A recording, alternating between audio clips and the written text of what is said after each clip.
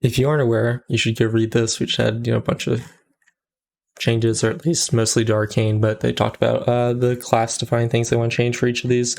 So I want to go over this. Obviously, the base one that you can see here is they're removing Rune of Power, but I have the PTR open, so we're going to talk a little bit about what they did to the general tree, and then I'll probably talk a little bit about how they've kind of worded things here, at least for Frost and some of the other specs as well. So again, Rune of Power removed, and that's good, but they didn't remove Incarnate's Flow. They also just put it in a mandatory position, which is fine because you take it no matter where it was. However, I think they should just remove Incarnate's Flow. Incarnate's Flow is more toxic to your gameplay rotation than Rune of Power is. Rune of Power was pretty harmful at times to your interaction with the game and how you're moving, where you're standing, things like that. But Incarnate's Flow is actually just toxic to your gameplay due to the added RNG it gives. We already have enough RNG in our rotation. We don't need RNG on whether or not we're at 20 or 4%, right? Or building up or building down during our cooldowns. I just don't think this is really necessary at all. We got spell variants. We got proc RNG. Just get rid of Incarnate's Flow, right?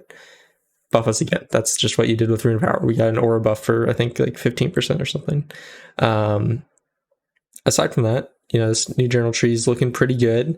The major issue, aside from Incarnate's Flow, is time anomaly. Probably like this speed rest, because right now, if you don't less than pull, which you'll see, Mage just loses so much value because it's just balanced around having like 3-4 lusts in a fight, depending on the length. And if you don't get that, then you're not doing tank damage, of course, but your damage is very middle of the pack at the moment, even though technically Arcane's looking like the strongest single target spec in the game, unless people further updated their sims on the tier 30 profiles. So the other issue on the general trees has to do with Mass Barrier and Invis. So I think these talents are good. The issue with Mass Invisibility is this is intended to be, I'm assuming, like a Shroud effect, or at least what it should be intended to do is just replace Shroud, right? So it's another option for Shroud. It only lasts 10 seconds though, and if you don't have increased movement speed, 10 seconds does not get you very far in Mythic Plus. So ideally this would have the same duration as Shroud, and it'd be like them splitting utility on classes again, right? It's just another Shroud. So great, 2-second increase would be beautiful. Otherwise it doesn't need anything. As for, you also might want to make it says taking any action will cancel this, unlike Shroud where you can like blink and whatnot. That might be a bit annoying. We'll see. You might want to, like, if this also benefit from the movement speed increase, like if this benefit from the movement speed increase of actual invis, so that your invis give you 80% movement speed right now, if that did it for this as well, that'd be really good, but probably OP. So doesn't work in combat though, so it wouldn't affect anything. As for Mass Barrier, you can see this says grants Prismatic Barrier to yourself and 3 nearby allies. However, it says Prismatic Barrier because I am currently spec'd into Arcane. This should give you Prismatic Barrier always. Just have it be like thematically Arcane, because Prismatic Barrier is a lot better than all the other Mage Barriers. If I have all my bars, here it is. You can see it reduces magic damage taken by 15% while it lasts, and any harmful magic effects put on you have a 25% reduced duration. Okay?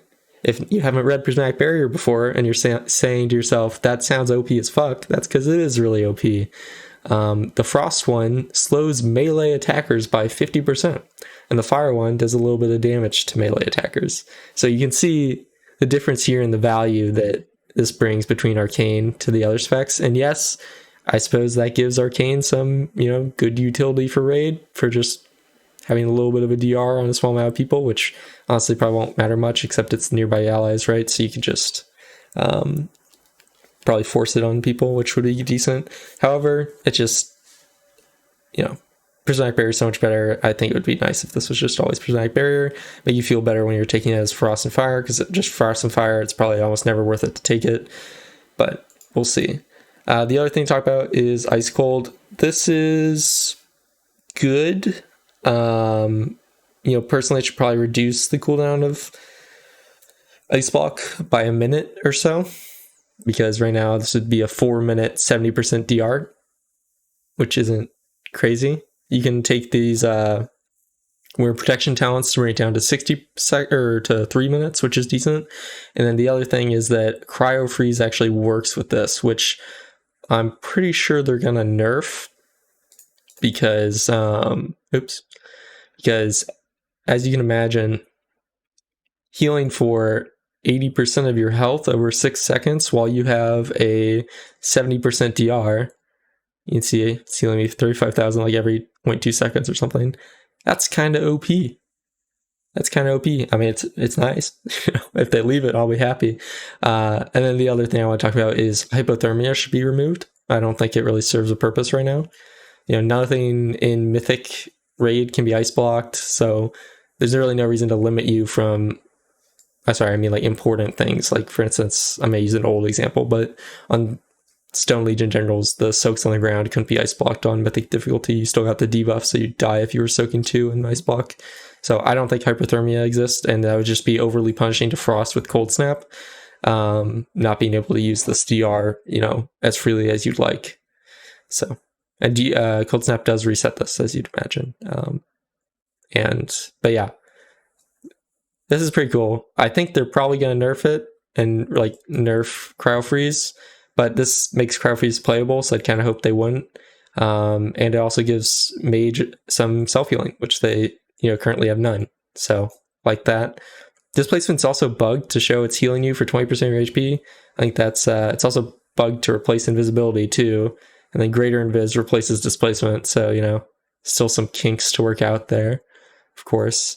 But now also Greater Invis just fully replaces invisibility, which is unfortunate because we lose our 80% movement speed buff from Incantation of Swiftness that we have at the moment. So having to choose between a 60% DR or the 80% movement speed for 5 minute or on a 5-minute CD, which is just situationally useful. For instance, on Sarkareth, when we go into their mission, I like to use it to pick up all the little buffs on the ground, even though that also increases your movement speed. Just nice to have in general, so it kind of sucks to lose it. But okay, that's kind of covered everything.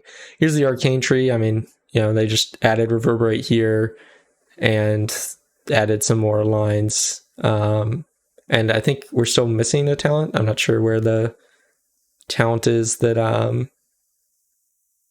does the repeat Arcane Explosion. Not really sure where that's going. Oh, it's here. Oh, I see. Okay.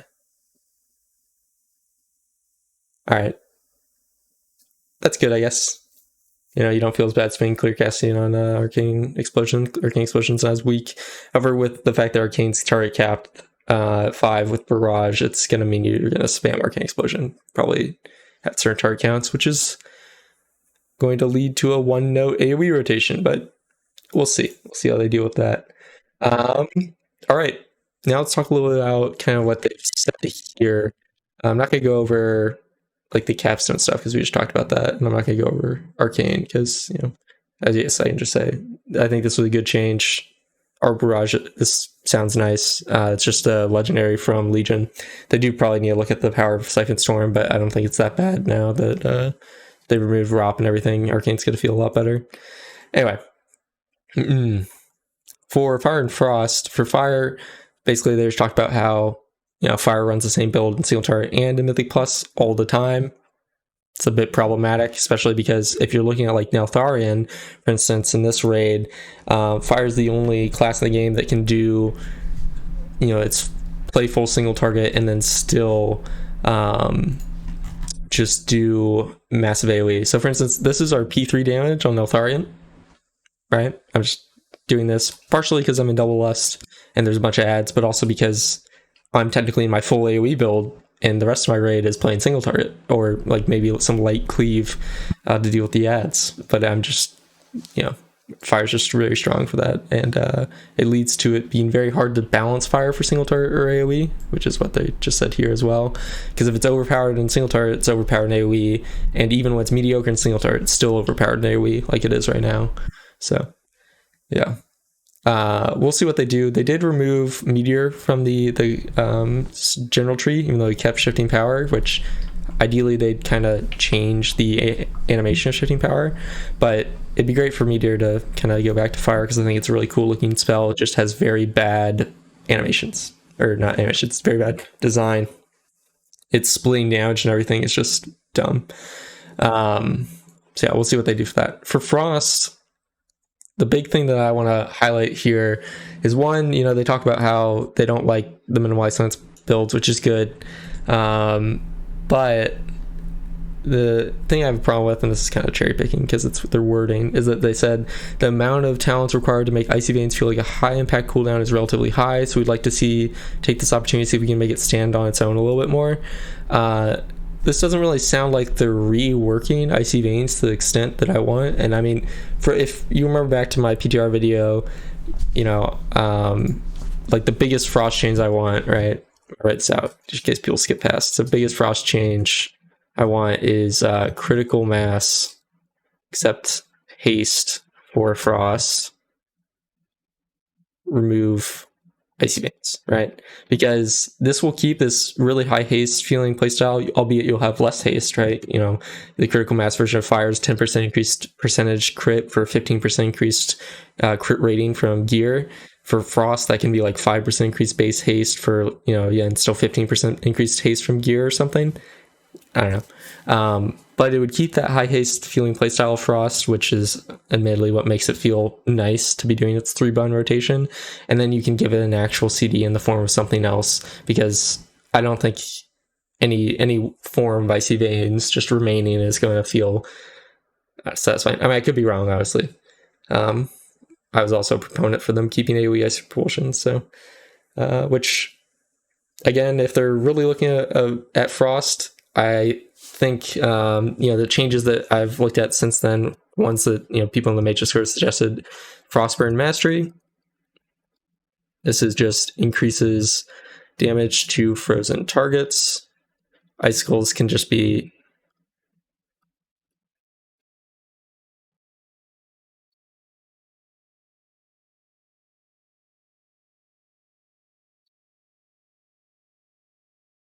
and then boom.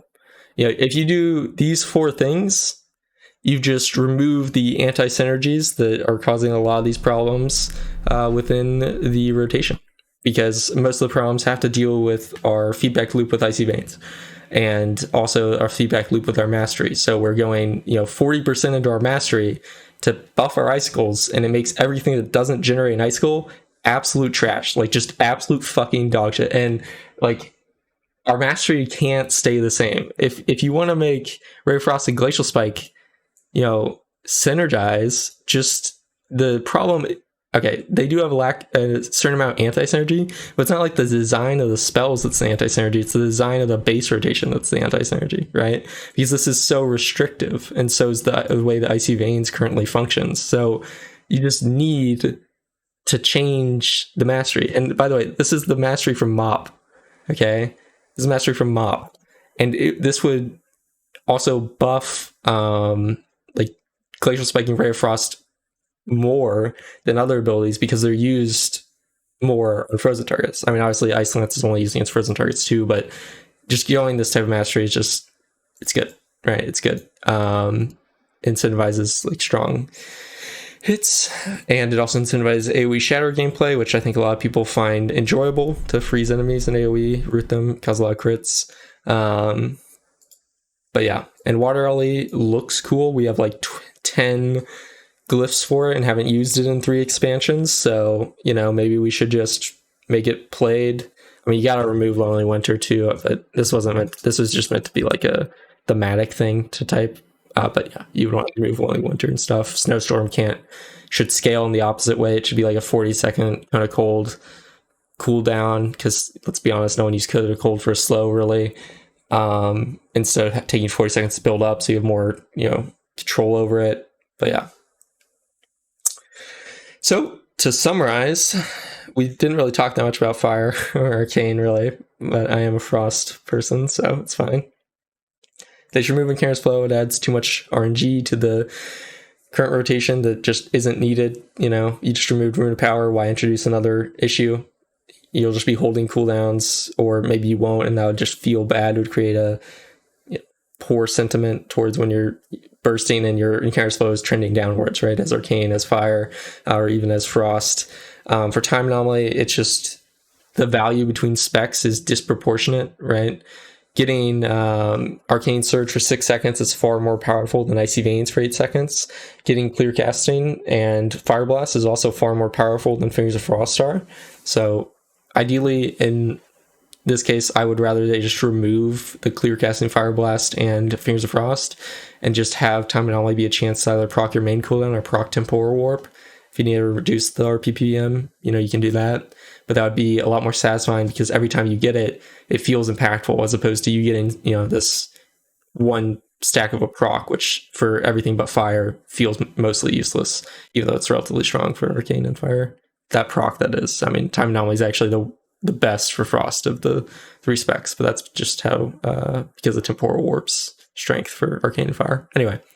And I don't care this much about this, but Invis and Mass Barrier, if you want this to actually be a utility choice, right? Invis needs to be a pseudo shroud, and Mass Barrier needs to be prismatic barrier. And then for Frost, for the love of God, please do this. I really want this. I will die on this hill that Frost needs that passive version of critical mass, and it would feel, you'd be making a thematic class change, right? Because Fire gets more crit and Frost gets more haste, right? If you want to do it with Arcane, I don't care. Arcane doesn't need it as much as Frost does, or as much as Fire does. And the mastery has to go. That's the major issue with the anti-synergy, along with Icy Veins. These 2 things alone would probably make, I don't want to say it would make GS viable, but it might, if they just change these 2 things. And then, Water Ellie as the burst CD to replace it. Anyway, that was a long rant, but if you have any questions, leave them in the comment below. I hope you have a good rest of the day, and goddamn, I can't wait for 10.1.5.